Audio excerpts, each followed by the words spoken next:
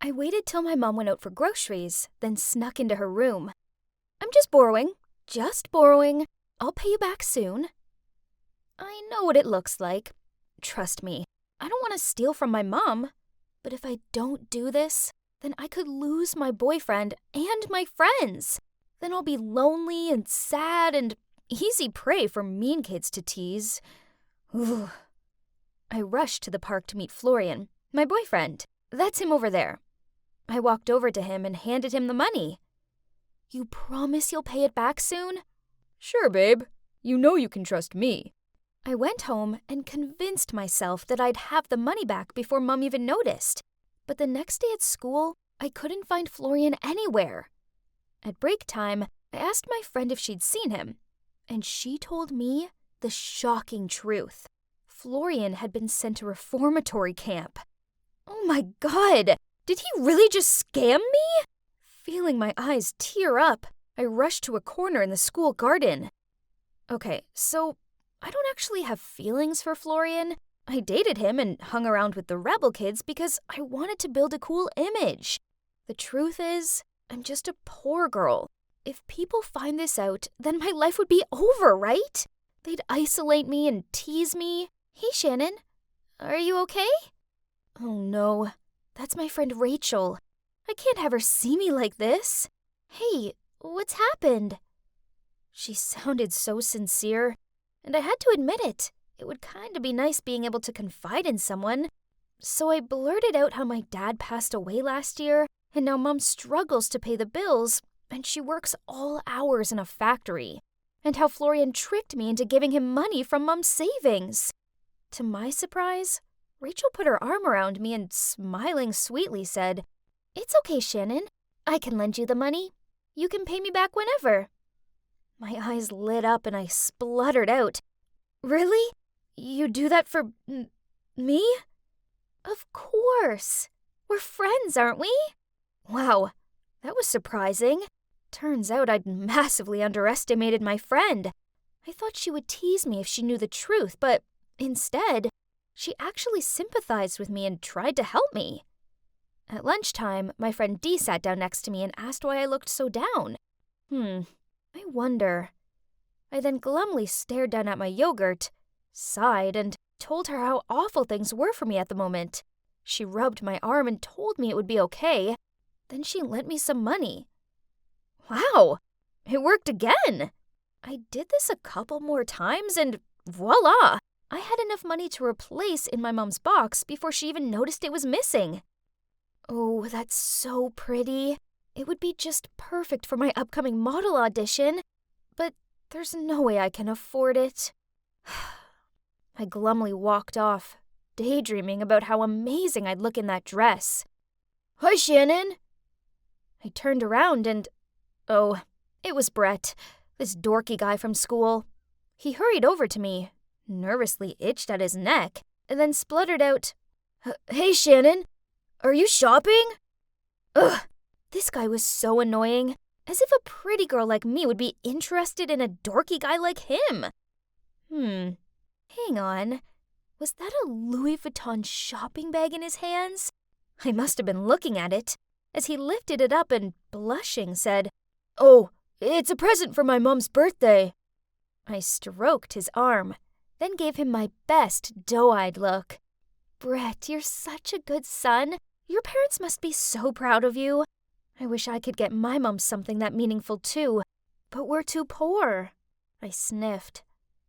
I can't even afford this really pretty dress I need for my audition. Brett smiled sweetly at me and said, That's okay. How about I get you the dress as a birthday gift? Your birthday's coming up anyway, right? Let's go! So that's how I ended up with the perfect dress. Oh, and I also ended up with a new boyfriend, Brett. At first, it was great being taken out to posh restaurants and bought lavish gifts for. But then the shine started to fade. I didn't like Brett in that way. In fact, I found him kinda annoying. He's not handsome at all, and he does the dumbest stuff. The other day in the lunch queue, he actually started showing me the terrible dance for his latest TikTok video, and it was so embarrassing. Whenever I had to hang around with Brett, I found myself daydreaming about someone else. This hot boy named Tyler. If only I wasn't stuck in this rut with Brett. But it was worth it for the money and stuff, right? Then one day at school, Rachel came over to me and asked me for her money back. I told her I was really sorry, but I didn't have any at the minute. Rachel sneered. Really? Then how come you have all this new stuff? You know my family's poor. I hardly ever see my mom as she works so much. I don't have any money. Fine, whatever. She stormed off. Rachel must have spoken to the others about this, as when I was with Brett next to the lockers, they came over to me and all started asking for their money back. I tried explaining to them that I didn't have any money, but one of them snorted. Yeah, right. You've had us all fooled with your sob story. Watch out, Brett. She'll do the same to you, too. Then they walked off. Brett was giving me this questioning look, so I tried to act like everything was fine and started sorting my books out. He didn't say anything after that, so I acted as nothing happened and held onto his arm as we walked to class. Then suddenly, he pushed my hand away. Is it true? Are you only with me for my money? No! How can you say that? Stop being ridiculous. I tried to deny, but he wouldn't quit going on and on, which drove me mad. You don't trust me? Fine! I don't think I want to be with someone who thinks that little of me anymore. Goodbye! I then stormed off to the girls' restroom. Phew! I almost got exposed. But hey, at least I was now free of Brett, right? But what if Rachel and the others started making more of a fuss about the money? I didn't want them being mean to me about it. I needed to find a way to pay them all back, and fast. I approached Tyler after his basketball practice and asked him if he'd like to go for a drink. There, I put on the waterworks and told him all about my poor family and how I borrowed money from my friends to pay the bills, and now they're all mad at me. Tyler seemed genuinely concerned and instantly handed over some money. I hugged him and repeatedly thanked him. He smelled so good, but I felt kind of bad. This isn't like with Brett, since I really do like Tyler, and I feel guilty for taking his money. After that, I went and found Rachel and the others and paid them back. I thought my friends would be okay with me now, but turns out they weren't. Whenever I passed them at school, they sneered and gossiped about me. This sucked, but at least I had Tyler. We started hanging out all the time, and he was so sweet and funny. He also offered to lend me more money, but I refused as I didn't want to borrow any more than I needed to ever again. Then, that evening, I was scrolling through my social media account when I saw some posts about me. Oh no. They were saying how I took advantage of other people's sympathy to get money. I was freaking out. So I quickly replied to the thread saying it wasn't like that, and my life was hard. But then Rachel commented, "Here she goes, playing the victim again." The next day at school was awful. I felt like everyone was gawping at me. But as long as Tyler was by my side, it's all okay. I was chilling with him by the soccer field when Brett walked over, an angry look on his face. "You used me, didn't you? You never liked me at all. You just wanted my money." I stared at him open-mouthed, not knowing what to say. "That's real low, Shannon. Hey, Ty, if I was you, I'd stay away from her, unless you want to end up in debt." He walked off. Is what he said true? No. Well, yes, but it was the past. It isn't like that with you, I promise. Tyler shook his head, then said, "I didn't think you were like that." Then he grabbed his stuff and left. This was awful. Not only had I lost all my friends, but now I'd lost the boy I truly cared for, too. After that, everyone ignored me at school. It felt horrible to know I was that unpopular, and I couldn't wait to finish school. When my graduation day finally arrived and I went up to get my certificate, suddenly, Rachel rushed up onto the stage and grabbed the mic. "Hey everyone, I think it's only fair that you all know the truth about Shannon. She uses her friend's sympathy to get money out of us. She even dated a guy just so she could make him buy her everything she wanted. Oh my God. All the teachers, students, and even my mom were staring at me. I felt like I was gonna faint from shame, so I frantically pushed past everyone and raced out of there. When I got home, I locked myself away in my room and cried into my pillow. I was never leaving my room again. The shame was too much. A little later, my mom knocked on my door. Then she came into my room and perched on the edge of my bed. Honey, I'm just wondering why you did those things. I told Mom everything about Florian tricking me, how I took money off my friends and used Brett. Then afterward, I took a box from under my bed, opened it, and told Mom it was for her. In it was a new safety outfit for her work, as well as some new casual clothes, too. Your work outfit is already worn out, and I want you to have nice clothes. I know we aren't wealthy or anything, but you work so hard, and you deserve nice things. Sweetie, thank you, but you don't have to buy me anything. I know it's been a struggle since your dad passed away, but it's never okay to play the victim to take advantage of people like that. Then she hugged me. What's done is already done. Now the only thing you can do is apologize to them all, then start a new life. Become a better person. So that whole summer, I did just that. I apologized to all of my friends, every single one of them. Well, except Tyler, as he was away all summer. Then I went to college for a fresh start. I swear, I won't make the same mistakes again. I've learned my lesson on that one. Oh, I'm so nervous. Tyler is in the city this weekend and he's agreed to meet me. Oh my God. There he is. This is it. I finally have the chance to apologize to him. I hope he forgives me and sees how much I regret what I did.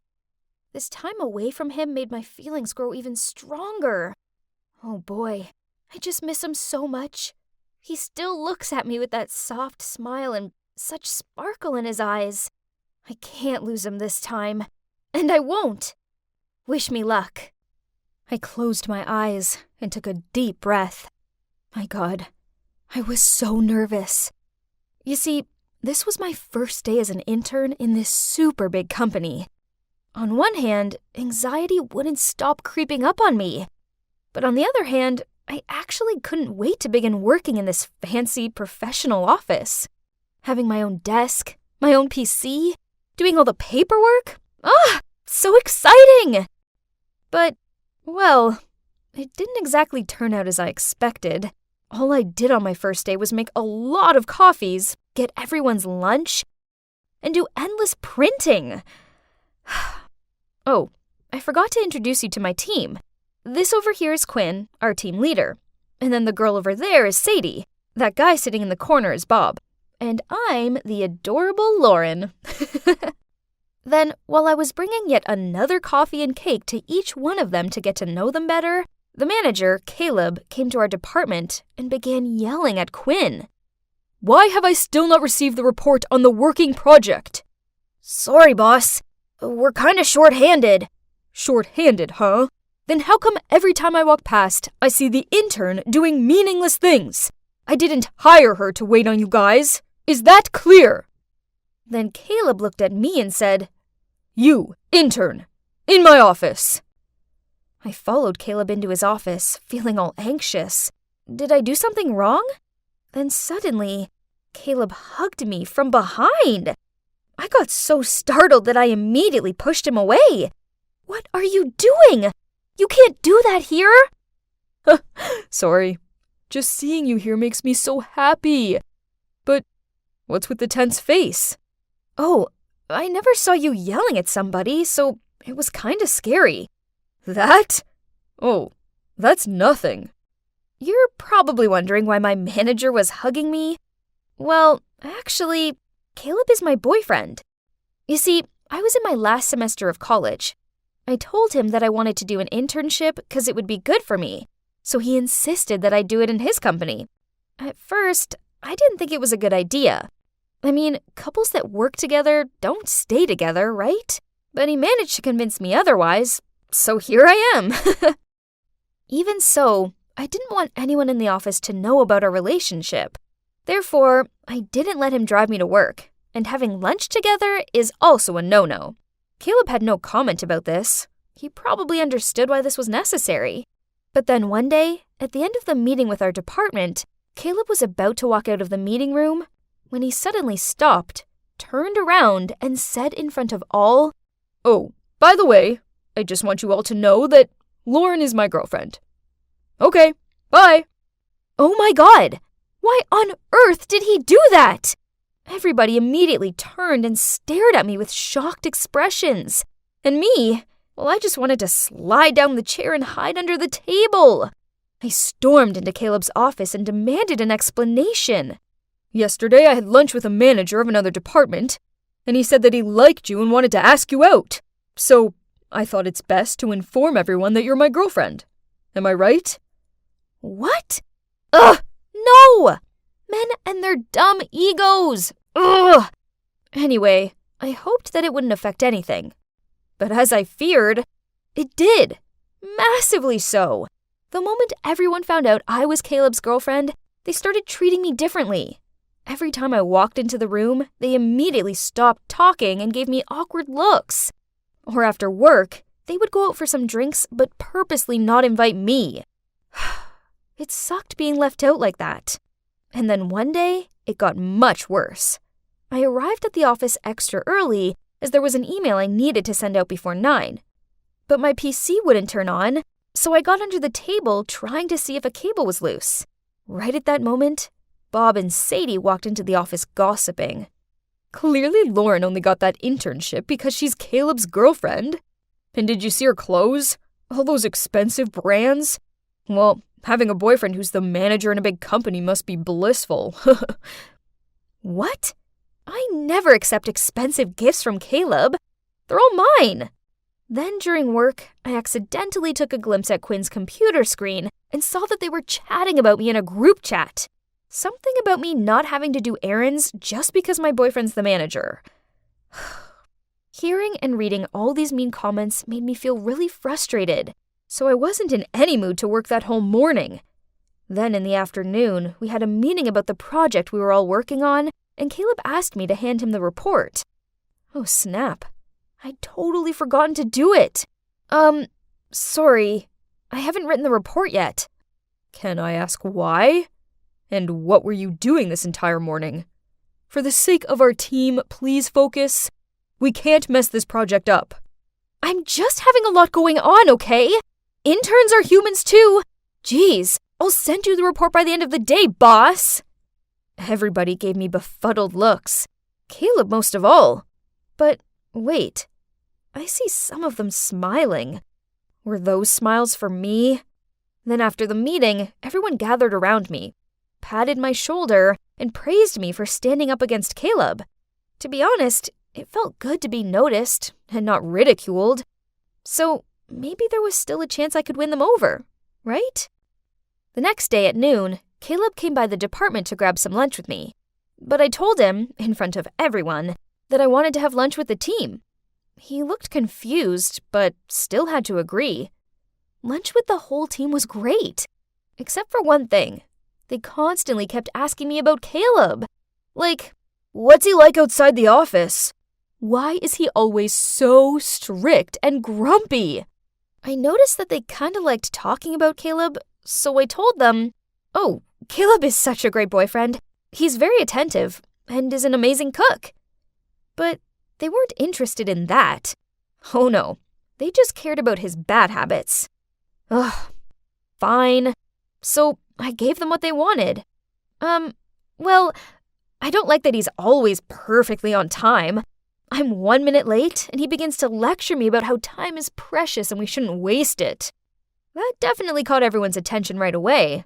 They really liked that, huh? I felt kind of guilty, but I couldn't deny how nice it was. That feeling when everyone was starting to like me, and it would be only this time, right? Well, how wrong I was, because every time our team went out, they started gossiping about Caleb and then looked longingly at me until I badmouthed my boyfriend. Again. But to me, Caleb is the perfect man. He just has a few tiny flaws, but nothing major. So I decided to make stuff up. He sleep talks and never brushes his teeth before bed. And he burps a lot at home. Ugh, I hated it. But what can I do? The worse stuff I told them about Caleb, the more they seemed to like me. Then one day, Caleb invited some of the other managers to his apartment for some beer. Suddenly, a guy pointed at Caleb's beer and asked him if he should be drinking that, what with his gas problem. Oh no. Then this guy told a confusing-looking Caleb that everyone in the office was gossiping about him. Luckily for me, he just shrugged and said he didn't want to hear about idle gossip. Phew, that was close. But then something terrible happened. Some of my fake rumors reached Mr. Smith's ears, the general manager. One day I walked past Caleb's office and heard Mr. Smith yelling at him. Something about Caleb resigning as manager because there was a rumor that he pushed other staff who dared to argue with him to quit. Oh no! I only made that up on purpose so the others would be afraid of him and stop talking about him. It's all my fault. So as soon as Mr. Smith walked out of Caleb's room, I ran after him and said, "Please wait. I can explain." "What do you mean?" I took a deep breath to calm down. Then I began to explain to him that I was the one who spread that rumor and that it was 100% not true. Please don't force him to resign. It's all my fault. "Oh, sweetie, why did you do that?" "I'm sorry, Dad. I was stupid and acted like a child." "It's okay, but gotta say, I'm disappointed, Lauren. I will talk to Caleb later. Hope you've learned your lesson this time, and don't you ever do that again. Understood?" "Yes, Dad." Then he walked away. I let out a sigh of relief when, suddenly... "Dad? Are you calling Mr. Smith Dad?" Oh no! I didn't notice that Caleb was standing behind us. Well, the truth was finally out. As you can see, Mr. Smith, the general manager of the company, is my dad. But nobody, not even Caleb, knew that. Then Caleb continued. "Why didn't you tell me that Mr. Smith is your father? And why did you spread that awful rumor about me, Lauren? Why did you do that to me? Do I look like a fool to you?" He got so mad that he was about to walk off. I quickly held his hand and began to explain. "I didn't tell you Mr. Smith's my dad because I was afraid you'd feel pressured and wouldn't want to be with me anymore." Caleb didn't say anything. He just stood there silent. So I continued. "About the rumor, I'm so sorry. I messed up, but please, you need to understand. From the moment everyone knew I was your girlfriend, they started gossiping about me and leaving me out. I felt so hurt and lonely when all I wanted to do was fit in. Until this one time, everyone talked to me again as I unintentionally complained about you, and they treated me like a friend after that. But they're always hungry for more gossip about you, so I had to make some up, and I eventually lost control. I'm so sorry, Caleb." Caleb let out a sigh, then hugged me. "I'm sorry that happened to you in the office. I didn't know you were struggling. Next time, you have to tell me. Don't hide things like that, okay?" I nodded with a smile and silently thanked my generous boyfriend. Yet I almost ruined his career just to please those talkative coworkers of mine. But fortunately, things turned out well between us in the end. Eventually, people found out that Mr. Smith was my father, 'cause, well, eyes and ears were everywhere in this company. You can't hide anything. Then they began to gossip that Caleb was only dating me because of the managing position. Man, they'll never stop, will they? But anyway, I don't care anymore. My internship soon ended, and I decided not to come back to this company, obviously. I will find a more suitable environment. But actually, the time as an intern there taught me an important lesson. That you shouldn't care what other people think of you, and just stay out of all that office drama. It's really exhausting.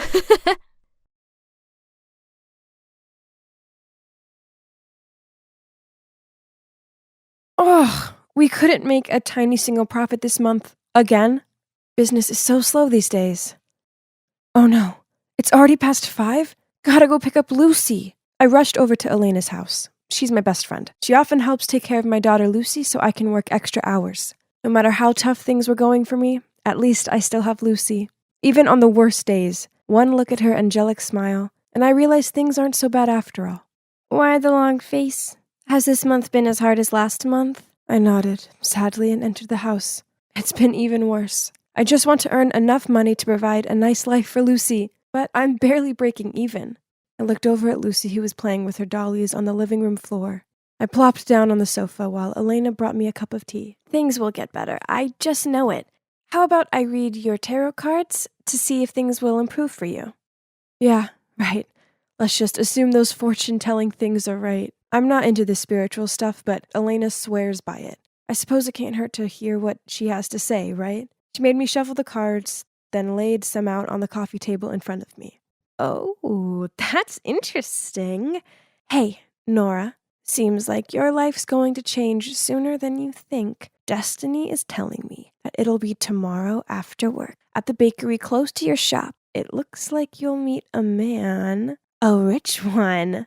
I stared down at the cards. How on earth was she getting all this information from them? Yeah, whatever. Thanks for looking after Lucy, but I better take her home and make her dinner. Pfft, who would believe those fortune-telling tricks? But, come to think of it, I'm also desperate. With all the lockdowns and Brexit, my little candle shop in the south of England wasn't going so well of late. No amount of 2-for-1 offers or sales events were helping. Ugh. I'm down to single digits on the money my parents lent me to open up the shop. Then there's Lucy to think of. In her 3 years of life, she has already been through so much, including her father abandoning us both. I want to provide an amazing life for her, not cause us both to end up homeless. Ugh. I may as well do as Elena said. I mean, it's not like I had anything to lose. So the next day, I closed up the shop early, then with Lucy in tow, walked toward the bakery. There didn't seem to be anyone about. Looks like Elena was oh so wrong. Oh, miss, I'm so sorry. I brushed bits of pastry off me and glared at this man. Okay, so it looked like he's only a few years older than me, but why is he wearing such old-fashioned clothes? And what's with his awful hairstyle? This has to be the man Elena was talking about, right? But he's so not my type. But I suppose if dating him changes everything, then... Oh, cute kid. He pointed at Lucy, who was cuddling her favorite doll. Yeah, this is my daughter Lucy. Sometimes I swear she loves that doll more than me. She won't let it out of her sight. He chuckled, then nervously scratched his head and said, You're a good mother, I can tell. Are you going this way? He pointed up the street. I nodded, then started walking alongside him. Okay, so he's called Dylan. He's an engineer and he's just moved here for work. We exchanged numbers and you know what? We've been texting quite a lot. Soon we started hanging out and he's not so bad, albeit a little on the boring side. Lucy seems to adore him, though. He pulls silly faces to make her laugh and buys her sweets. He even took us both to the zoo. OMG, it was so good. And Lucy loved seeing the penguins. So when he told me he liked me and asked me out on a date, I said yes. Okay, so he's not my usual type, but he's rich, caring, and good with Lucy. Besides, it's all too much to be a coincidence, right? Elena's tarot reading must have come true, and he's the guy who's going to change my luck. Hey, all the romantic dates out to the restaurants and places were kind of fun. And even better, business was improving. This was great and all, but dating Dylan was getting kind of tiring. I like the guy. He's sweet and kind, but I don't have feelings for him. One time after a delicious meal, he walked me home. Then, on my doorstep, he gushed out about how much he liked me, then leaned in for a kiss. Panicked, I darted out of the way, causing him to trip over and almost fall into a bush. Another time, he took my hand when we were walking through the park. I then just stood there while he gave me this soppy look and said, Nora, I really like you, and I know you like me too because you're not letting go of my hand. It made me feel so awkward, so I just pretended I had something in my eye, then changed the subject. Good luck charm or not, I couldn't carry on like this anymore. So when Dylan surprised me at my shop with a bouquet of flowers which caused a bunch of wasps to swarm around me, I screamed at him, Please? I'm trying to work. Will you just leave me alone? Dylan looked hurt. Then he left. I felt really bad about it, but I just felt so suffocated by him. After that, Dylan and I stopped seeing each other, but as expected, my business started to go downhill again. Ugh, why? Why does it have to be him that makes everything work? But if it's really only Dylan who can help me make money, then then I'd continue dating him until the end of this winter. I mean, I did need money to provide for Lucy. As a peace offering, I decided to buy Dylan his favorite pastry from the bakery and surprise him with it. But as I was walking out of the bakery, I walked straight into someone. Dylan?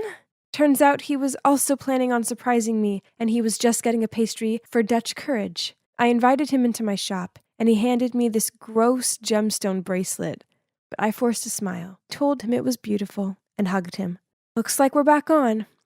That night, I went home and placed the bracelet on the side. But then Lucy got a hold of it, and I noticed one of the gemstones on it was missing. So terrified she'd swallowed it, I spent all evening in A&E. Turns out it was a false alarm. Nice gift, Dylan. For the sake of my business, I may have had to date Dylan, but that didn't mean I couldn't see other guys too. So I joined this dating app and started talking to this cute guy called Austin. We gelled so well. So when he asked me out, I said yes. It was a harmless meetup. This wasn't cheating, right? Austin showed up and, I didn't want to compare, but Dylan was like a desert, while Austin was definitely the green oasis. But right when Austin and I stepped out of the cafe, we ran into Dylan on the sidewalk with another girl. So turns out we both wanted to find someone new? If so, maybe there was no need to wait until winter. So Dylan insisted on coming round, and naturally he wanted to know who Austin was. I mentioned how we were both seeing other people, so it was fine. But turns out the girl I saw with him was just a friend. It was time I was honest with him. So I told him how he was a good luck charm for my business, and that's why I continued to date him. He clutched his chest and gave me this heartbroken look. Then he just nodded and left. I felt really bad about it, but at least it was over now, right? I went back to raising Lucy the best I could, trying to salvage my failing business and dating Austin, but in the end it didn't work out with him. The weird thing is I found myself thinking about Dylan all the time. Just the cheesy things he said and his quirky ways. I couldn't help but think that if he was here now, life would be so much better. OMG, the realization hit me. I actually have feelings for Dylan. I tried texting and calling him, but he didn't answer. I suppose I couldn't blame him. So I went round to Elena's and confided in her. That's when she took my hands in hers and told me the shocking truth. Dylan is actually my cousin. He really has just moved to this town, and he is an engineer. But I made the fortune thing up. Actually, Dylan once saw you come over to pick up Lucy and liked you. So I decided to do some matchmaking. What? So all this time, it had all been a lie? My business didn't improve because of Dylan. It had just been a fluke? I was kind of mad with Elena, but I asked her for a favor. I'm so nervous. I got Elena to set this meeting up with Dylan. He thinks he's meeting her, not me. Oh, there he is. Oh, it's you. Dylan, I know I was horrible to you, and I'm sorry. Elena told me everything, and I don't care if my business could be better or worse, even though we both tricked each other. I know that I like you, and I just want you by my side. He gave me this questioning look. Then, seeing that I was being serious, he hugged me. So what now? Well, Dylan and I are back together. He's so great with Lucy, and guess what? My business is magically doing amazing again. Turns out it has nothing to do with magic or good luck charms or anything to do with Dylan, who not only recommended my little candle shop to all of his friends and clients, but also started up an awesome online marketing campaign for me. Sometimes happiness is right under our noses, but we still try to find it somewhere else. So my advice to you is to learn how to be happy with the things you already have, as, trust me, it's only when you lose them that you realize how amazing they were in the first place.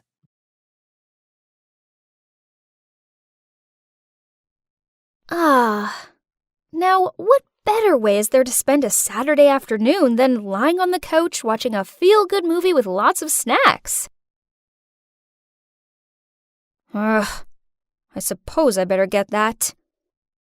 OMG. Who is this? He's the most gorgeous boy I've ever seen in my life.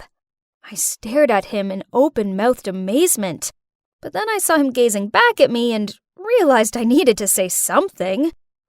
"Hey, how may I help you?" "Hi, I'm Jaden.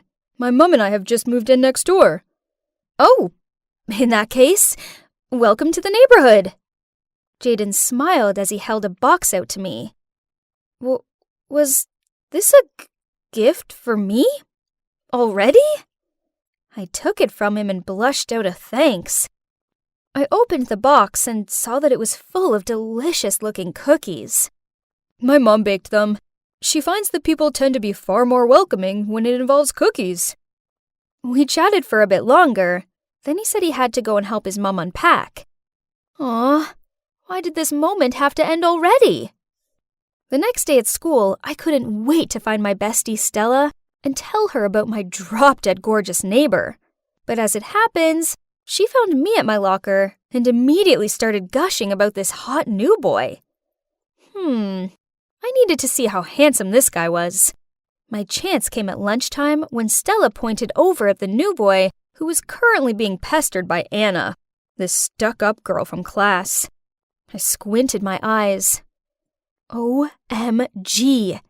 The hot new boy was none other than Jaden! I watched on as Anna fluttered her eyelashes at him, then flicked her hair behind her back. Ugh! She needed to give the flirting a break. It was so tragic. Suddenly, Jaden saw me, smiled, then hurried over to me. "Hi, Laura. Oh boy, am I glad to see you." He leaned in close to my ear and whispered, "That girl is kind of freaking me out. Please, can we get out of here?" Then to my surprise, he took my hand and led me away. I could see the shocked look on Anna's face, and I couldn't help but smirk back at her. "Ha! Take that, Anna!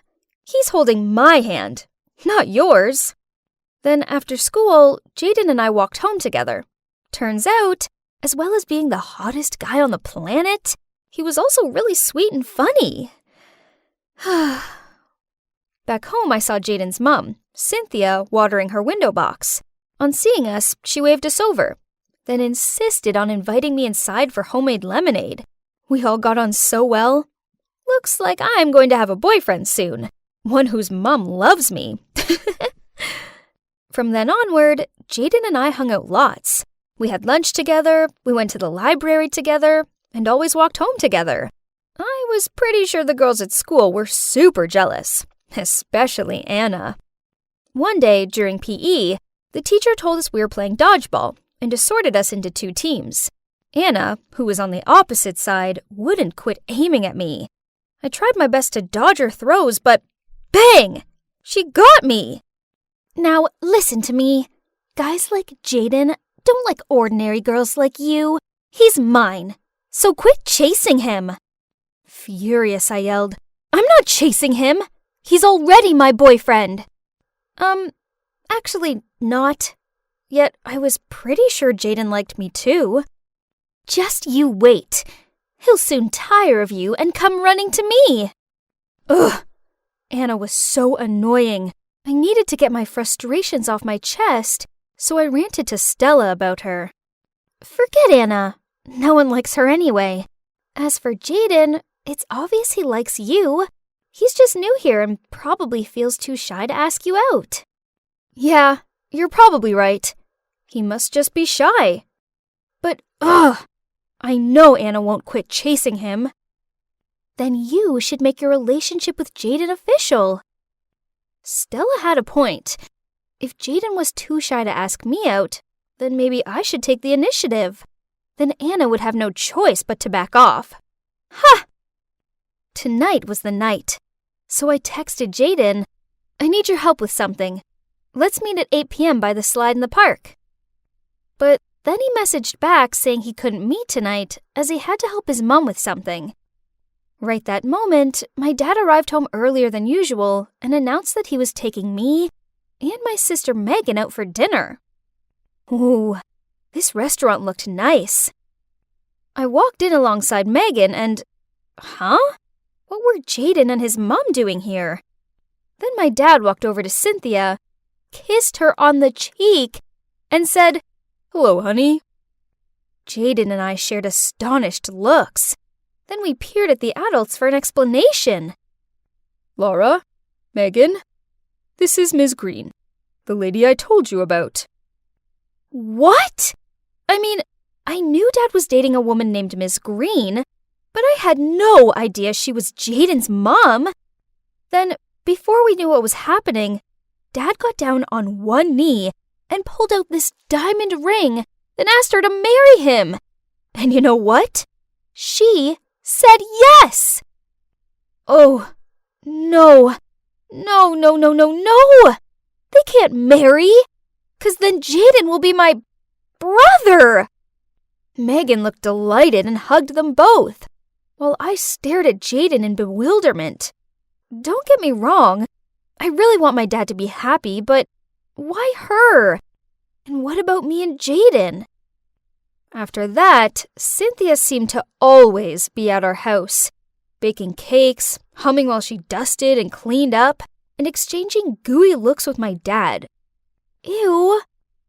Then one day, she insisted that Megan and I went wedding dress shopping with her. She tried on this one dress and, yeah, okay, she looked pretty good in it. But when she asked me what I thought about it, I just shook my head and said, well, it's not very flattering, is it? She tried on several more dresses, but I managed to find fault with them all. Then, when I noticed how disheartened she looked, I patted her shoulder and said, "Don't worry, Cynthia. You can always postpone the wedding until you find a suitable dress." She looked a bit taken aback, but then she just smiled at me and said, "That's okay, Laura. I'm going to go with the first one." Ugh. Anyway, now the dress was chosen, so at least I could go home now, right? Wrong. As on the way home, we passed an arcade. Cynthia led us there and then excitedly challenged me to a game of air hockey. Then I said jokingly, "Fine, I'll play, but if you lose, you don't deserve to be my mother." And guess what? She won! Ugh! And worse still, Megan wouldn't quit giving me dirty looks for the comments I'd made. Jeez, I was just joking. What is wrong with you today? I plopped down on the couch and blurted out everything. She'd take my side, right? Turns out, no, she wouldn't. What? You and Jaden aren't even official. But Dad loves Cynthia. They both deserve happiness, so stop being a brat about it. Then she stormed off to her room. Ugh, I feel like I'm going crazy. I have huge feelings towards Jaden, and I know he feels the same. So why can't my sister be mature enough to understand that and support me? I needed to vent to someone. Luckily for me, I had Stella. Why does no one care about my feelings? I can't be Jaden's sister. Sorry, Laura. I don't know what to say. Suddenly, from the nearby table came a lousy voice. So that's the reason why Jaden has to hang out with you? You're pathetic, Laura. Turns out we were so lost in conversation, we didn't notice Anna and her flock sitting at the table behind us. Actually, we've been into each other for ages. It's not our fault our parents made some dumb decision. Anyway, whether we can be together or not, it doesn't change the fact that you bore him so much that he'd choose watching paint dry over being with you. How dare you? She was about to grab my hair, but right at that moment, a hand stopped her. It was Jaden. That afternoon, on our walk home, I finally came clean to Jaden. I like you a lot. I have always been since I first met you. I know you like me too, but you think it'll be awkward because our parents are getting married. Maybe if we just tell... Laura, you're such a sweet girl, and I do like you, but just as a sister. What? How could he say that to me? He had to like me, didn't he? Feeling an unexplainable amount of shame and embarrassment, I ran away from him.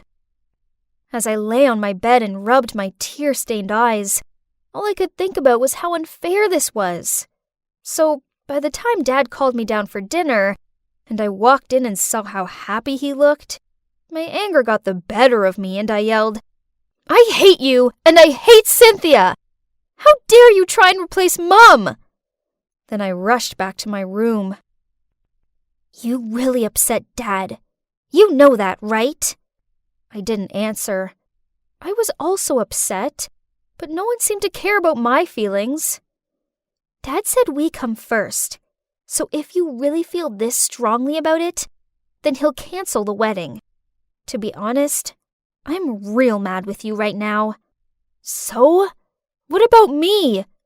You're so immature and selfish. I didn't understand how my own sister could be so uncaring, so I screamed out, "So what? You don't care that Mom's being replaced by some fake woman? And what about me? Why does no one care how I feel? Oh my God, Laura, for once, this isn't about you." Megan rolled her eyes at me, then stormed off. Finally, everyone quit going on about the stupid wedding. But why didn't I feel good about this? Cynthia didn't seem to be coming round to our house anymore, and I noticed how Dad's cooking seemed to get worse and worse, until he stopped altogether and just ordered takeout. Meanwhile, Jaden wasn't anywhere to be seen at school. Stella asked around to find out where he was, and turns out he'd left, as he was moving back to his old town. No way! After school, I rushed straight over to his house and barged inside to find him and his mom packing. "Are you moving away?" Yeah. I moved here to settle down and start a new life with Randall, and this house is for Jaden's future. But the wedding's been cancelled, so... I quickly asked Jaden if we could talk outside. My mom's cried so much. Randall's her soulmate, and she can't stay around her if she can't be with him anymore. The most annoying part is that she agrees with him that the kids must come first. So, I hope you're happy now? Oh my God, what have I done? His words were like a stab to my gut. Oh no, this was all my fault. I was so obsessed with Jaden that I didn't stop to think about what was best for everyone else. Without saying another word, I ran back home and burst into the kitchen where Dad was drearily staring into his iced coffee. "Dad, you deserve to be happy with Cynthia. So please go and tell her how you feel before she leaves for good." But it was too late. Cynthia and Jaden had gone. Just kidding! Nah, actually, Dad managed to catch Cynthia just in time, and he told her how much he loves her and can't live without her. So, guess what? Yep, they got married, and now they're both happier than ever. I've learned the hard way that being selfish and inconsiderate of other people's feelings for my own gain just makes everyone miserable, including myself. So now we're one big happy family. And I suppose having Jaden as a brother isn't actually so bad after all.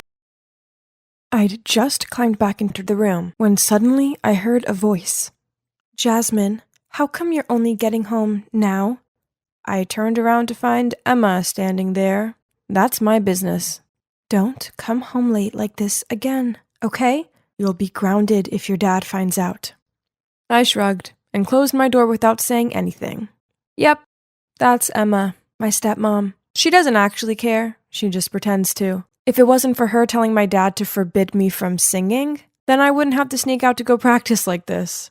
Different day, same story. Yet again, I've had to lie about going to my singing practice. Honestly, I can't wait to be an adult so I can do whatever I want.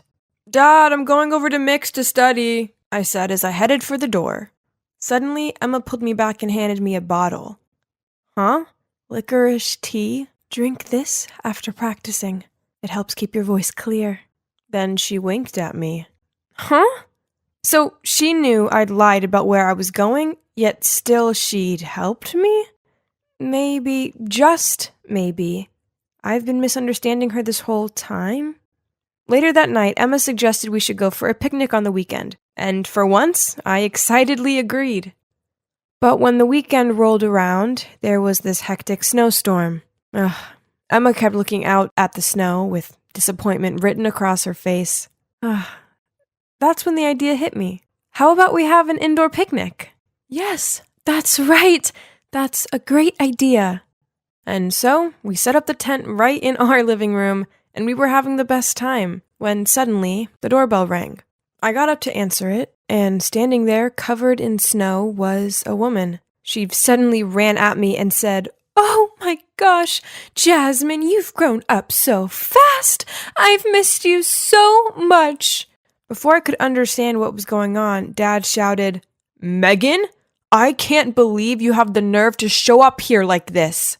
I know you won't accept my apology, but you don't understand. I had to see her. I've missed her every single day." Oh my God. So, that woman was my mother?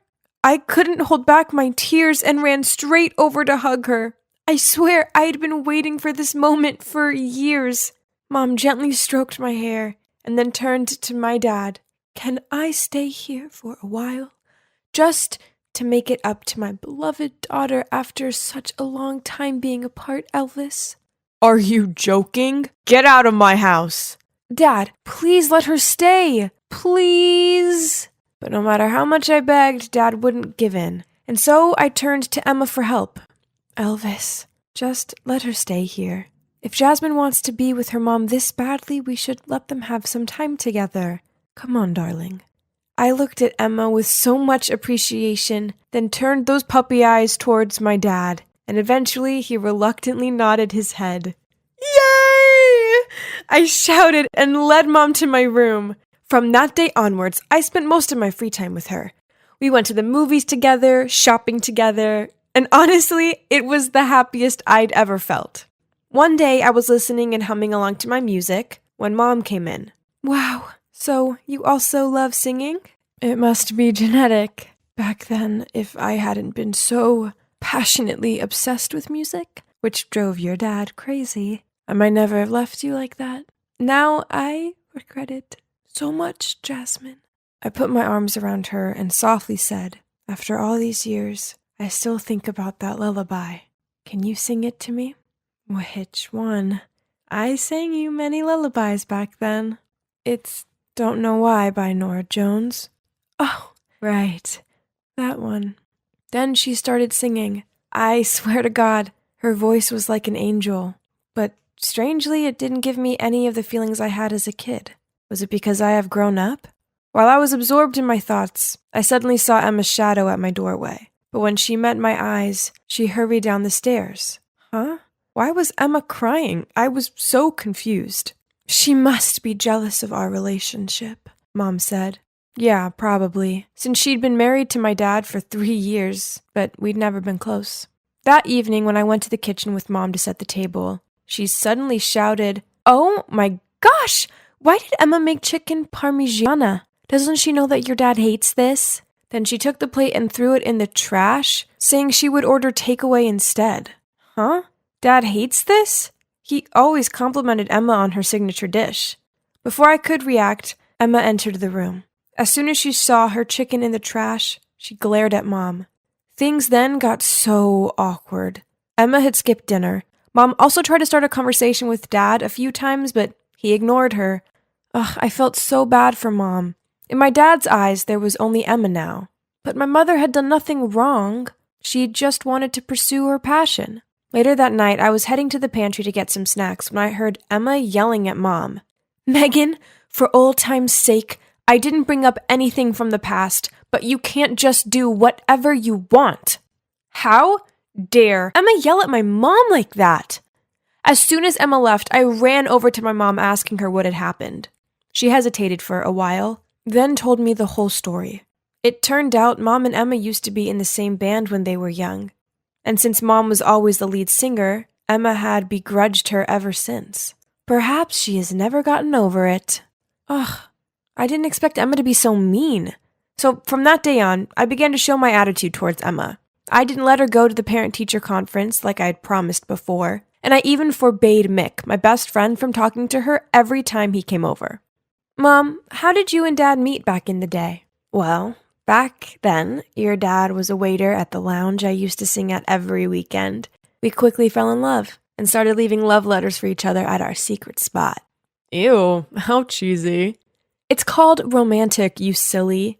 At that time, we put our initials at the end of every letter. Suddenly, there was some noise at the door, and I turned to see Dad standing right behind us. What do you mean, our initials? It represented our two favorite characters' names from that movie. Yes, it was the initials of Monica and Quincy in the movie Love and Basketball. Dad gaped at Emma in surprise as she continued. I was the one writing letters to you that year, but when I got to the meeting spot, I saw you and Megan together, so I left. Dad and Emma looked at each other, then turned to stare at Mom. Actually, back then I liked you so much that I pretended to be Emma, but it's not that important. In the end, you were still into me and we got along really well, right? I can't believe you lied to me like this for all these years. Then Dad angrily left the room, followed by Emma. As for Mom, she was sitting there, tears pouring from her eyes. Okay, so Mom was definitely in the wrong, but did Dad need to treat her like that? Who doesn't make mistakes from time to time? And anyway, it's because of my mom's mistake that I'm even here, right? From that day onwards, the atmosphere in the house was so intense. Dad ignored Mom, and Emma always gave Mom hateful looks. Until one day, I'd just gotten home from school when I saw my dad excitedly running towards me saying, Emma is pregnant. You're going to have a little brother or sister. Wow, I'd always wanted to have a sibling. I couldn't believe it. So that night, my family threw a party to celebrate, and Mom also congratulated Dad and Emma. And thanks to that, the tension between the three of them started to ease. Phew. But a few days later, for some reason, Dad found out that I'd lied about going studying with Mick. He was furious and grounded me for a week. I was sullenly playing on my iPad when Mom entered the room. Emma must be the snitch.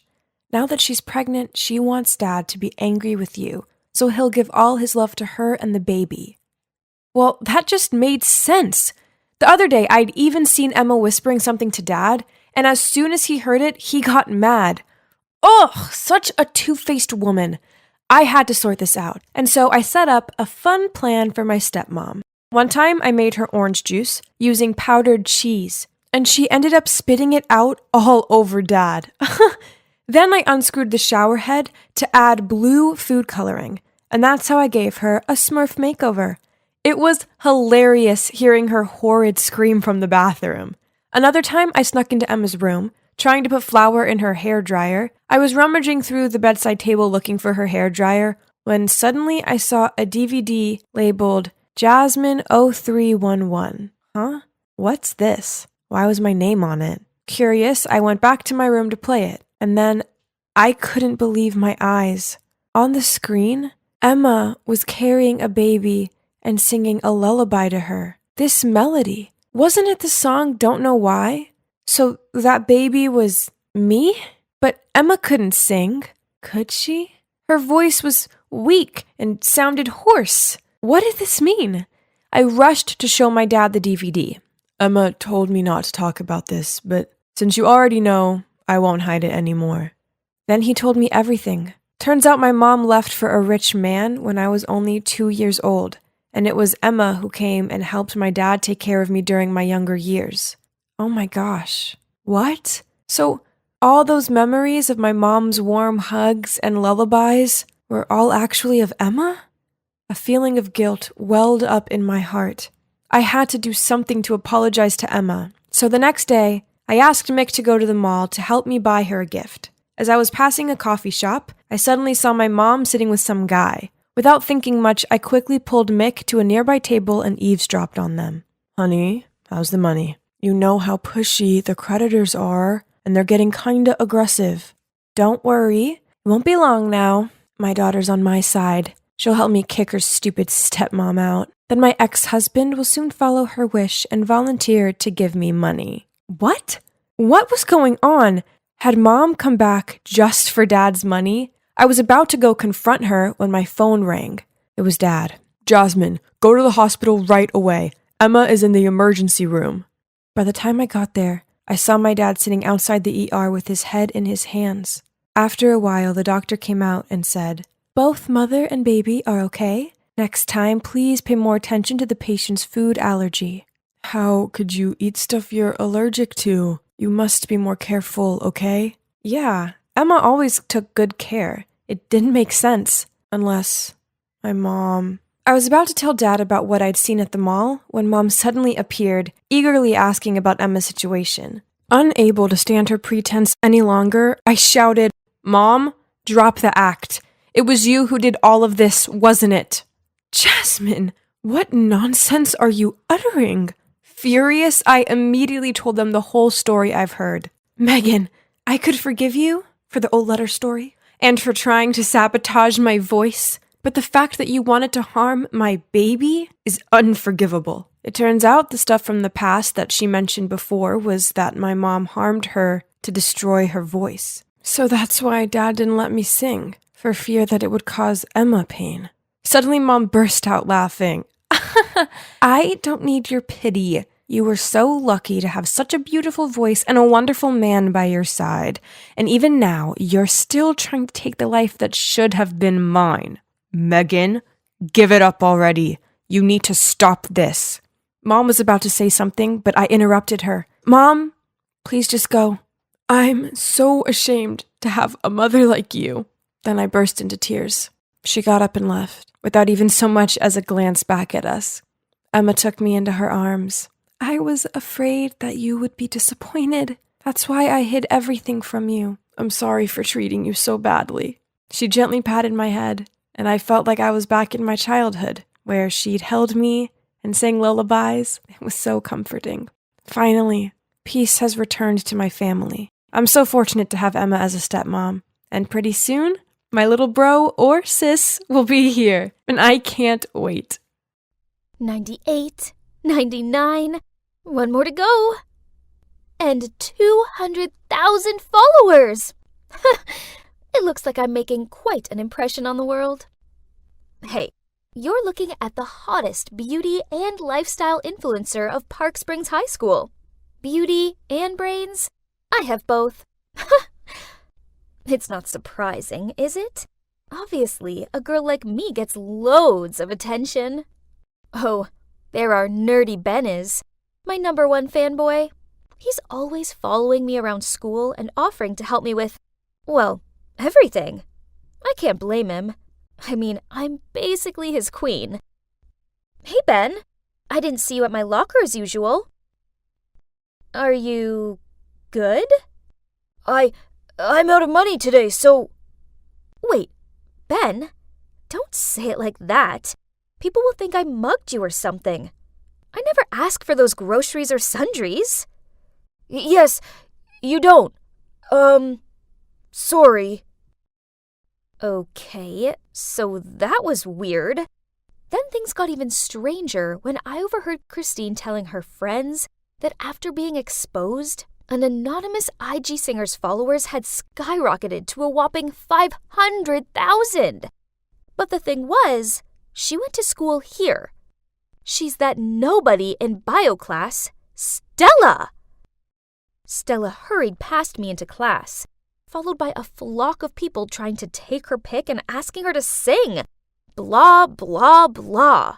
Some of the boys even offered to take her home after class. Poof! Please!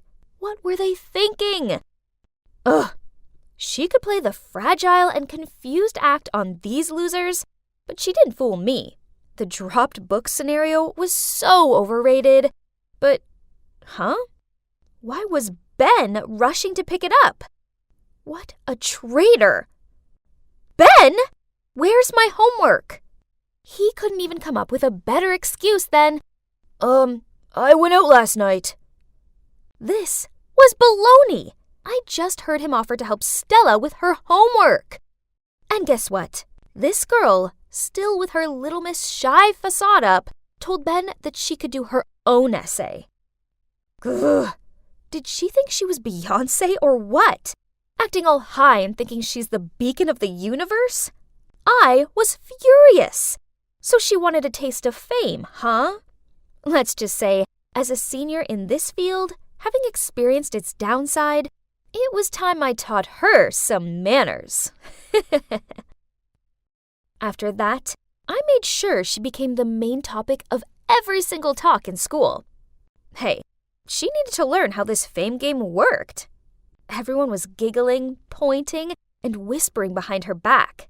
She had to cover herself with a hoodie that hid half of her face and walk through school in anxiety. Yeah, I know that paranoid feeling all too well when you obsess with why people keep on giving you odd looks. Then one day, I was putting my books back in my locker when I glimpsed someone running past me crying. It was Stella. And she dropped a note that said, "If I were you, I wouldn't have shown up at school ever again. You're a joke." Gosh, do people even say these things? This was way too harsh. What happened? For God's sake. He didn't think I was the one who wrote this, did he? From that day on, Ben completely ignored me. And worse, he was glued to Stella, comforting her as people talked behind her back. Ugh. Then one day, I was tying my shoelaces when I heard some cheerleaders trying to open someone's phone. Right at that moment, Stella stepped out of the shower stall. Upset to see others violating her privacy, she tried to fight back. But oh boy, this wallflower couldn't even make them budge. Fine, I'll help her, but only this time. You tattletale! You think you run the place now just because you're popular? Go tell Ben I didn't put that note in your locker. Better yet, call him right now. Oh, come on. Just run to the bleachers and tell that nerd. Go! What are you looking at? I went over to the bleachers to find Ben comforting Stella. What now? Snitching on me again? Actually, Stella was just telling me that you didn't write that note. Could you be any more foolish? So, you're just gonna bluntly do whatever I tell you to? Don't mind her. It's just who she is. A bit rough, but a truly great friend. I don't make friends. Yeah, I'd learned it the hard way. Back in my early days on Instagram, the only friend I trusted posted a video of me changing in the school's shower stall. I still had my tea inside my shirt, but that taught me a cruel lesson about friendships and fame. When you're famous, people will always want something from you. You can't trust anyone at all. You hear me? Stella! Who's that? Liam, Stella's friend from the music club. They look good together, don't they? What? Are you jealous of him or something? For that silly chick? Ben didn't say anything, but just blankly stared at them. Huh? He never looked at me like that anymore. Now I was no longer the Instagram queen. That meant I was no longer his queen. It was true there was no one I could trust. A few days later, there was a big football match. We were going up against our rival school for the final, and Stella was singing the national anthem. Even the mayor and a local TV station showed up for it. Crazy! Ben was part of the AV team, so when some dude told me Ben wanted to talk to me, I went to the AV room to find him. What did he want to talk about? Hopefully not something to do with Stella. Ugh! But as I got there, no one was around. Huh? Right at that moment, the screen showed Stella stepping up to the podium preparing to sing. But instead of the soothing melody, a string of strange, distorted sounds came out of her mic. What was going on? What are you doing here? Ashley! He pushed me aside and hurriedly fixed the sound system. And just a minute later, things were back to normal and Stella could restart the song. Ben gave me an accusing look, then dragged me behind the bleachers, where we met up with Stella and Liam. Then Ben told her I'd messed with her mic. Ugh! How could he think I was capable of something like that? Meanwhile, this Liam guy stepped in, saying it could have been a technical error. Yeah, whatever. I went to leave, but Liam caught up with me. Weird. Weren't he and Stella having a thing? He immediately denied it, saying they were just acquaintances from music club. But I've been wanting to get closer to you for a while. You're the true Instagram queen, not Stella. Whoa, this guy was a top-class jerk. Just a minute ago, he had his hands wrapped around Stella, and now he was trying to leech onto me. He even started leaning in to kiss me on the cheek. Quickly, I dodged it as I met Stella's gloomy look from behind. Yikes, it was time to get out of here. I didn't sleep so well. Ugh, all this stress was bad for my skin. So I was groggily making my way along the school corridor when Stella stormed up to me. It was you, wasn't it? You were so mean to me, threatening to delete my IG account because you were so jealous Ben had left you for me. Now it's really gone, and it's all your fault. What are you talking about? I had nothing to do with your stupid account. Yeah, I gossiped about you to mess with you a bit, but that was all. And you think I did it too? Excuse me? Did he just ignore me? And there Ben was, my so-called friend who turned his back at me right at the moment I needed him the most. And I never threatened to delete her account. Why did she make it up? Was she that jealous of me and Liam yesterday? What's this? An unexpected message from Liam said, Hey Ashley, don't worry, sweetie. I've got your back.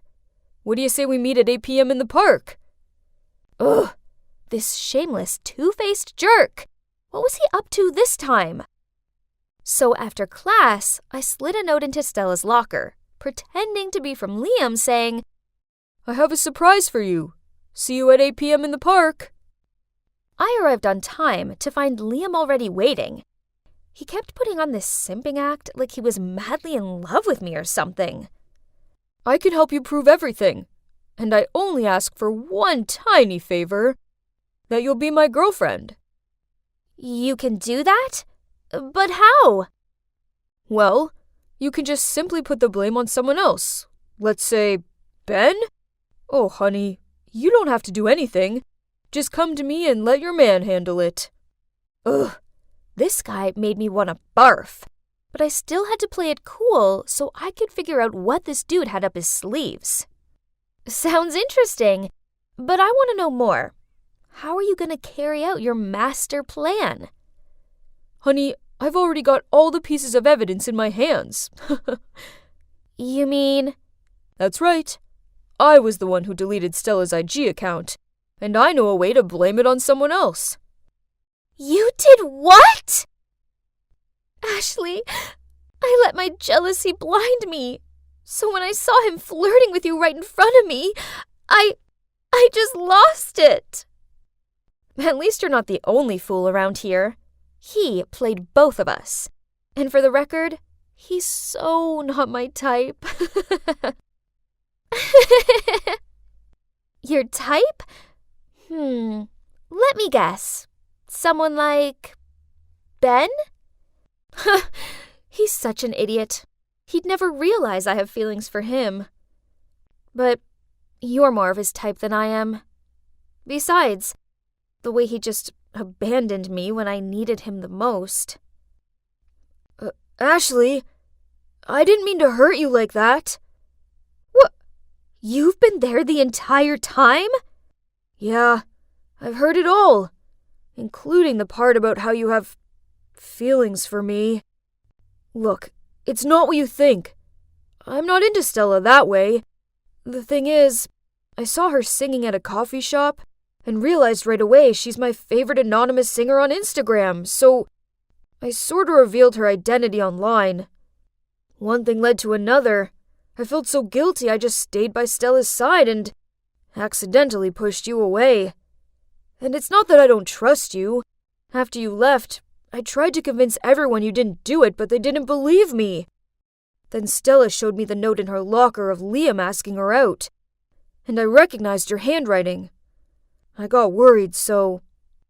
So, you didn't turn on me?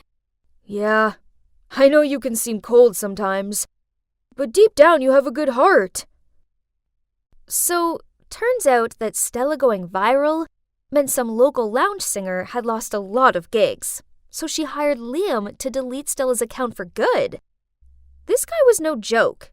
The note, the cheerleaders, the mic accident, he was responsible for it all. Luckily for me, I'd managed to put my phone on record mode for the entire conversation I had with him. So the next day, I went ahead and reported him to the principal. Well, no bad deed goes unpunished, so I hope you enjoy your indefinite suspension, Liam.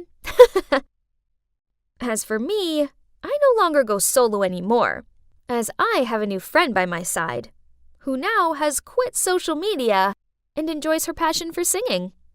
And Ben is still Ben. Such a doofus. But my doofus.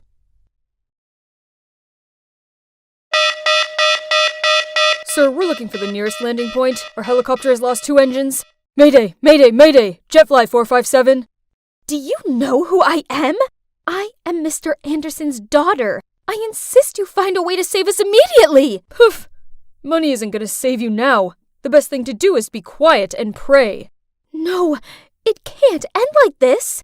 I tried raising my phone to pick up a signal, but Blade hit my hand, causing it to tumble onto the ground and the screen to shatter. Stop this nonsense! Nonsense? Actually, I'm trying to get us out of this mess, but all you're doing is just sitting there. Before I could finish my sentence, Blade blurted out, For God's sake! Then jumped out of the pilot's seat, put on a large backpack, and turned to me. Get ready to parachute out. What? Are you serious? No way I'm gonna do that. That's the only way out. Suit yourself, else I don't mind jumping alone either. Oh my God, he's a jerk. Fine. But first thing I'm doing when I get home is getting Daddy to fire him. Then Blade moved us towards the door. Ah! The sky was so vast and perilous. I took a deep breath. It's about time. Am I still alive? I turned to my left and saw Blade lying right next to me. Oh, from this angle, he looks kinda handsome. But wait, why wasn't he moving? Oh my God, is he? I sat up and shook him vigorously. You can't be dead! You must get me out of here! You haven't given me a chance to fire you! Shush. Turn the volume down, will ya? Oh God, you're awake. Take me home at once. I want to go home, not this disgusting place. You're the one who insisted on flying with me in the first place. That's not how you talk to your mistress. He rolled his eyes at me and muttered under his breath. Oof, please. You're not my mistress. You're just my employee's spoiled daughter. Can you believe the cheek of that man? Ugh! Anyway, I'm Maya, the beloved daughter of the CEO of Anderx Corp. And that jerk is Blade, my father's private pilot. I don't know why my father likes him so much. He's sarcastic, abrupt, and crude. The only reason I was flying with him in the first place was because he was going to pick my father up from a meeting in Rio, which coincidentally, I was in need of a weekend getaway under the hot tropical sunlight. So, 2 birds, 1 stone, huh? But, yeah, this is what I got instead. Oops, how embarrassing. Why was my stomach growling like this? Hearing that, Blade immediately opened his backpack and took out a sandwich. I reached out to take it, but what? He stuffed it straight into his mouth and grinned at me as he chewed. Fine, he could keep his lame food. At that moment, we heard a loud noise in the sky. We looked up and saw a rescue helicopter. I jumped up and down, waved, and shouted to catch its attention. After a while, I turned around and saw Blade doing something weird. What on earth are you doing? Come here and shout. Now is not the time to build tiny stick houses or whatever, mister. But he just rolled his eyes and carried on. How dare he? I jumped in and kicked hard at the pile of twigs he was stacking. Geez, he sure looked annoyed. Why are you looking at me like that? It's you who keeps doing all that nonsense this time. Your shouts are useless here. This fire was our only chance of sending that helicopter a distress signal, and you just ruined it." Then he stormed off, leaving me all alone. So the rescue helicopter flew away, and our survival journey continued, unfortunately. Hey, slow down! How long does it take to this stupid brook? And guess what he said to me? "We only have one bottle of water, so if you don't want to die of thirst, I suggest you shut up and keep walking." Blah, blah, blah. But we went on and on and on, and still couldn't find the brook, even though the sun had already set. So we had to create a makeshift tent with our parachute, and the two of us gradually fell asleep. Early the next morning, a raging hunger awakened me. Blade was still sleeping, so I crept past him and rummaged in his backpack. Oh, the jerk was hiding an apple from me. I was about to take a big bite out of it, when suddenly a hand snatched it away. Ugh! I can't stand it anymore. It's just an apple. Why do you... Huh? When did Blade get so hairy? Wait, was it a monkey? Ah! I screamed loudly, and the monkey ran away with my breakfast. Blade rushed over to me. "You know what, Princess? That was the only food we had left."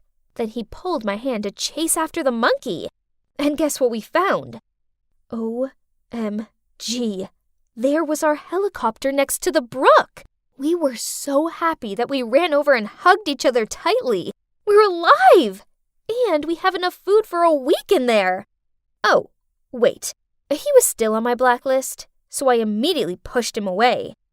He scratched his head, and his face turned as red as a tomato.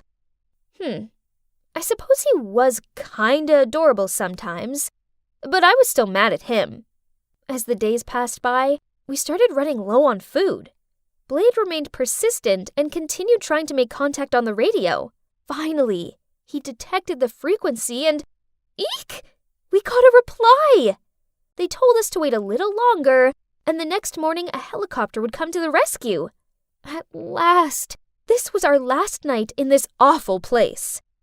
Blade was so cold and unpleasant at the beginning, but over the past difficult days, he seemed to have opened his heart and really showed his warm side.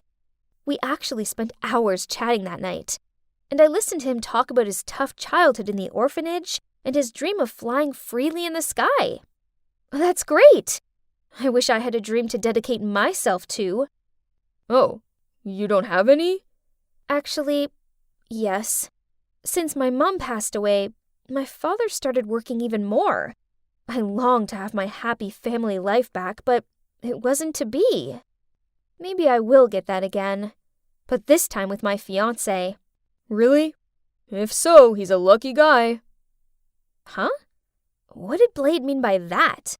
I suddenly felt my face flush. Honestly, speaking of my fiancé, I just found out by accident that the luxurious life he claims to have, all the houses and cars, are all fake. I'm a bit confused, but I haven't asked him directly yet. Just like that, our stories continued until dawn. Thank goodness, I'm finally out of that awful forest. Maya, are you okay? I've been worried sick about you. Chase? Oh, you two know each other? Chase is my fiancé. It's a long story, but I'll tell you later. Now let's get going. That night, we stayed at a hotel before heading home. And oh boy, it sure was good to be pampered again. I was sitting in our suite room, picking up my room service order and waiting for Chase. What was taking him so long? Feeling down being all alone, I found myself leaving the room and looking for Blade.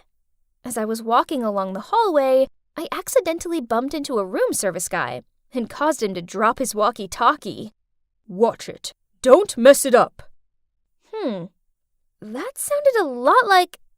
Nah, it can't be. What made my mistress come all the way over to my room? About the things I told you yesterday regarding Chase, I didn't realize you knew him, so please keep it a secret. Maya, actually, I think you need to know this.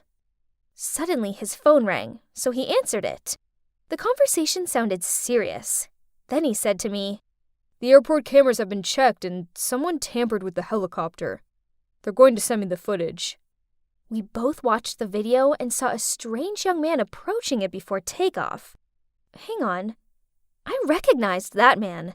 He's the room service guy I just bumped into. Uh-oh. I had a bad feeling about this. "We need to find him now!" Huh? What was that smell? Ew, it was irritating my nose.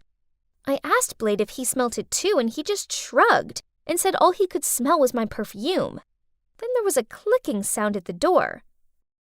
We rushed over to it, but it was jammed. Blade called the front desk, but no one answered. So I took the phone off him and called my room, in the hope Chase would pick up. But he didn't. I started coughing. There was definitely a weird smell in here. So I rushed into the bathroom, soaked the towels, and passed one to Blade to cover his mouth and nose with. Then I grabbed the vase off the table and threw it at the window. Smash! "Wow, nice shot!"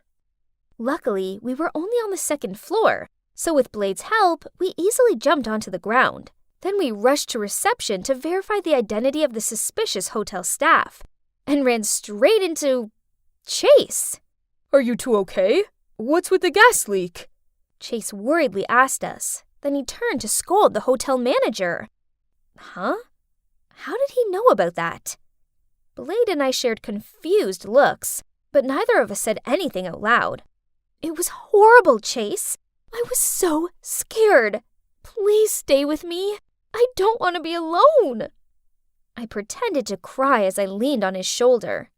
Then, while Chase was talking to reception, I turned to Blade and asked him to call the police to find the suspicious hotel staff instead. That afternoon, before checking out, the police called to say they'd arrested the suspect. So all three of us went to the station. As soon as the police led the room service guy out, he immediately pointed at Chase and said, "He's the one who hired me." Chase gave a shocked look, denied the accusation, and threatened to sue him if he continued with this slander. "Stop the act, Chase." I checked, and I know you used my card to send huge payments to the same person. That person. All I did was love you with all of my heart. So why did you try and harm me? "No, I never wanted you to be hurt. It's just, Why were you always with him?" What do you mean? "I hate you, Blade. Why do you always stick your nose in my business and ruin everything? I'd almost reached my goal. Then you appeared and messed everything up." So, it turns out Chase was targeting Blade, not me. The two of them grew up in the same orphanage. As a kid, Chase was a crafty boy who took delight in deceiving others for fun, so the nuns assigned Blade the task of watching over him. Blade just wanted the best for his friend, so he followed Chase's every step and tried to stop him from all his petty theft plans and love scams. So Chase grew to despise Blade, and when they both left the orphanage, they lost contact with each other. Coincidentally, one time, when Chase arrived at my home to pick me up, he saw Blade. So fearing that he'd expose his underprivileged background, he planned to get rid of him forever. I don't care how much money you have. I already know your flashy wealth was all made up, but I thought you had your reasons and weren't comfortable enough to tell the truth. But it didn't matter, as I still wanted to be with you. However, what I find unacceptable is your deceitful and cruel nature. I never want to see you ever again. I burst into tears, and Blade comforted me. As for Chase, he was still begging for me to forgive him as the police dragged him away.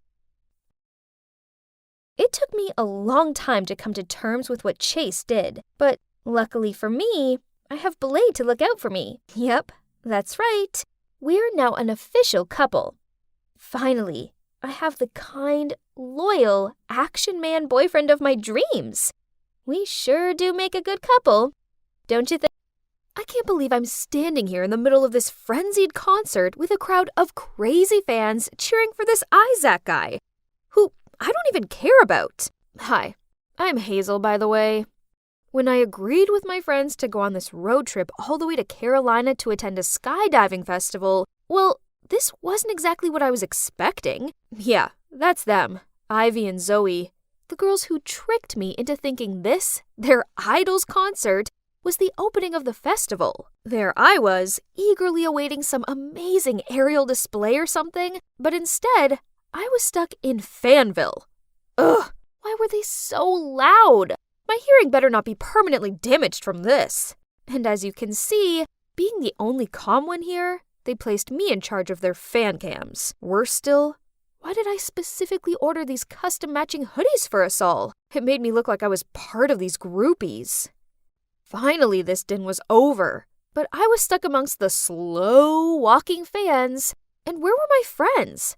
I couldn't even call them as my battery had died. I'll just get a taxi back to our Airbnb rental, then contact them from there. I'm too exhausted anyway. Let's just get out of this place ASAP. Forget about this chaotic night, as I'll be having a bird's eye view of the world at the actual Fall Fest tomorrow. And that's all that matters. Wow, this festival had everything going for it. From attentive service, amazing live music, and great food. It was so worth enduring that awful concert for. Everything was going great, until I saw Ivy's panicked face. Girls, it's our beloved Isaac. After the concert last night, he disappeared with a mysterious girl. Look at this hoodie. Does it seem familiar to you? Oh my god, that's one of our custom-made group hoodies. Could it be? I could clearly see Zoe's suspicious gaze on me and Ivy. What's that look for? Are you suspecting me? Well, whatever. It wasn't me, that's for sure. Ivy, you took way too long to get back to the car last night. As for you, Hazel, you were unreachable for ages. Geez, my battery died. I told you both this. And I have nothing to do with your precious idol. Besides, if any of us did run away with him, then we'd hardly be standing here, would we? Anyway, you two can stay here and doubt each other if you want, but I'm going skydiving. Then I stormed off. It's so frustrating that I've been dragged into this. My phone only died thanks to their stupid fan cams. That's enough. Let's just forget about it. I won't let anything ruin this moment. Guys, look! I'm amongst the clouds! 10,000 feet above the ground, and my breath is literally taken away. No matter how many times I've done this, it still feels just as thrilling as the first time. This adrenaline rush was crazy! Whoa, that was amazing! Thank goodness I managed to capture some spectacular footage of the beautiful city of Chester. Hang on. When I was close to landing, my camera spotted a familiar face. Zoe. Wasn't she meant to be preparing to fly? So why was she talking to someone in the parking lot? It was really weird. Looking closer, the strange man was Isaac, the missing singer. I didn't see it wrong, did I? I immediately called Ivy and we quickly ran to the parking lot. Gotcha! You better have a good reason for this. Isaac? Are you really? So, you're the one who ran away with him last night? Zoe couldn't say a word at that point and kept trying to avoid eye contact with us. But eventually, under the harsh questioning from Ivy, she found her voice and told us everything. So, last night, when we were separated in the after-concert chaos, Zoe was trying to find us when she accidentally bumped into a guy in disguise. Guess what? Yep, it was none other than Isaac McGuire in the flesh. She almost screamed out his name, so he immediately covered her mouth and dragged her away. Realizing that Isaac was being chased, Zoe then put her hood up to cover her face and followed him without a question. This hectic schedule was just too much. I can't even remember the last time I had proper time for myself anymore. I need a break. Ugh, and I didn't care. But Ivy sure looked like she was going to drop a tear for her poor idol any second now. Well, you see? It's an emergency. I couldn't help but give him a hand. Then we've already parted ways last night, but my manager has been able to track me down, so we had to run away ASAP. All I have with me is this phone, so I really need your help. And that's when we start to hear some whispers. Someone seemed to have recognized Isaac, So without delay, we immediately jumped into the car. But, who on earth was sitting next to me? Jeez, this girl's makeup was so flashy, and her perfume was so strong it made my throat lump up. Siren! You're Siren, aren't you? Oh, I adore your chemistry with Isaac in the movie. It's like you guys were born for each other. But, wait, are you two running away together? It turned out that the flamboyant girl was Siren, an emerging actress who was filming a movie with Isaac. Looking at the way she blushed while Isaac remained silent and didn't deny it, it was clear that they were a couple who took their romance off screen. Busy schedule? Exhausted? Nonsense. Obviously, he was just making excuses to spend time with his girlfriend. Oh my, you're even more beautiful in real life. Your face is a gift from heaven. OMG, Ivy needed to stop. Looking at Siren's smug face, she was clearly big-headed enough without any more flattery. But nope, Ivy continued gushing out a river of compliments at her. I mean, does she seriously like this actress that much? Your nose is so pretty from up close. Where'd you get your nose job? Hearing that, Siren immediately stopped smiling and covered her nose in annoyance, which almost made me burst out laughing. Chin shaving surgery, lip filler, nose job. How can she even act with such a stiff face? Sorry to bother everyone, but staying at a hotel is not a good idea right now. Can you guys help us find alternative accommodation? Yes. I volunteer to help you two. I watched in disgust as Ivy and Zoe frantically called and texted their acquaintances, but no one could help. Suddenly, Ivy turned to me and gave me her puppy dog eyes look. Hazel, you're our last hope. You must help us, please. Oh, not that again. Ivy knows I can't say no to her when she makes that pleading face. Okay, fine. Even though I didn't want to, I agreed to let them come to my family's suburban house for a few days. It'll only be a few days. I didn't want any of my family members to know I'd been there. Wow, I can't believe I hadn't been here in 10 years. This place held some of my childhood's good memories, but also some not-so-good ones. Especially one haunting one. Why didn't you tell us that your family is loaded? It would be so nice to live in a huge mansion like this. But it seems like your family doesn't come here often. It's so cold and cheerless. Yeah, he's right. Ever since that day, this place was never a home to me anymore, but just a hollow house of gloom. I was still lost in my thoughts when a deafening sound of something breaking came from upstairs. We all rushed upstairs to see what all the noise was about, and found Siren standing there in my parents' bedroom, a broken vase at her feet, and worse still, she was wearing my mom's dress. Take it off right now! Siren just shrugged, stepped over the broken vase pieces, then strutted across the room and even stopped to pose at the end. Poof! It's just an old dress. Why so serious? I was so furious that on her walk back I tripped her up, causing her to fall flat on the floor. Isaac hurriedly helped her up, and she hid behind his back and did her whole crocodile tears act, saying I was picking on her. Oh, please. I'd had quite enough of this drama queen for one day, so I was about to lunge at her to teach her a lesson, but Isaac blocked me. Excuse, Siren. That was immature of her, but I suggest you should calm down first. That's right, Hazel. The two of them didn't bring any personal belongings. Anyway, Siren was just a bit careless. You'd better watch your girlfriend closely. Change your clothes. Never touch my mom's stuff again. Got it? Now I'll arrange the rooms for all of us. Well, there were only 2 usable bedrooms here, since most of them were dusty and unfurnished. So I took the couch and gave one room to my friends, and the other room to the loving couple. But as Siren gave a satisfied look and took Isaac's hand to lead him to their room, he just shook her away and said I could have the bed, and he'd take the couch.